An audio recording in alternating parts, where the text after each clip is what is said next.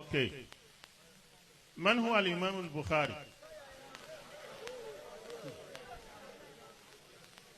Imam Bukhari afọ́jú ni.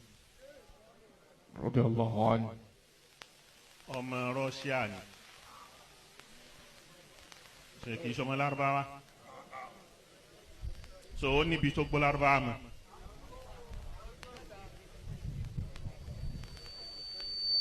Bukhari ọ̀gbìn ṣọ́gbọ́n Lárúbáwá.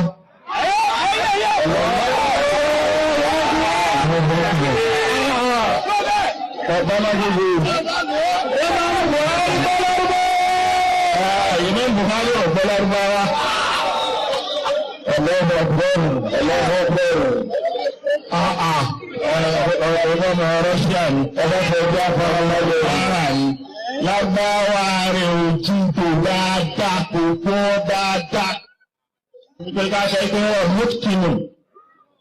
Fìlúdà náà, Allahu Akbar. Tó ń dín ṣẹlẹ̀ ló kẹ́rin kan á gbé Bukhari kankan German kankan kò dájú kọ́ mọ̀ kankan pa Islam. Islam Imam Bukhari tani wàá ta Imam Bukhari padànù wàláì kò sí Imam Bukhari nínú àwọn jahabizatul ilm àwọn òkè ńláàmà ní Imam Bukhari wa. Ẹ wá sọ pé Bukhari sí Lárúbáwá ni wọ́n. Bukhari ti Lárúbáwá muttafaqun alayhi ti Lárúbáwá ni wọ muttafaqun alayhi wọn náà ti Lárúbáwá fa arúgbó fọlọ. Lẹ́yìn náà Imam Bukhari wọn tún ní kò gbọ́ Lárúbáwá kì í ti Lárúbáwá kò gbọ́ Lárúbáwá ó dájú pé nítorí sọ bí wọn máa ti sọ. Imam Bukhari ó ní màtí wọn ní fiqhul Bukhari fi muqaddimatil Bukhari. Wọ́n ní tẹ́ bá fẹ́ mọ báwọn ní Bukhari ṣe lágbóyè ẹ̀sìn sí ẹ wo àwọn àkọlé tí máa kọ sókè àdìsí kọ̀ọ̀kan ìsìnbọ́ọ̀tù tó ní agbára kọjá sísọ ni ó dájú pé Yorùbá ló fi kọ́. Ṣé àti ní kò gbọ́ Lárúbáwá fa ebi Yorùbá ló fi kọ́.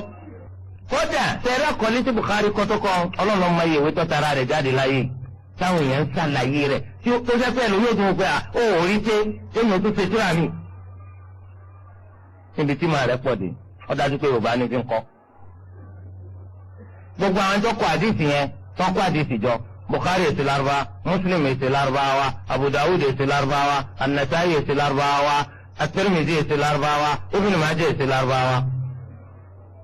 Ọ̀tàn bí ọ̀tàn ṣé àlàfẹ́ fi jíjẹ Lárúbáwá sí ṣebí gbogbo wa kà gbọ́ náà ni a máa ṣèdè yá wa ṣé bá gbọ́ ni àbí ẹ̀kọ́ ni tó àwọn náà ti gbọ́ alhamdulillah ọjọ́ bó ti ṣe jẹ́ ń bẹ̀ ń jáde.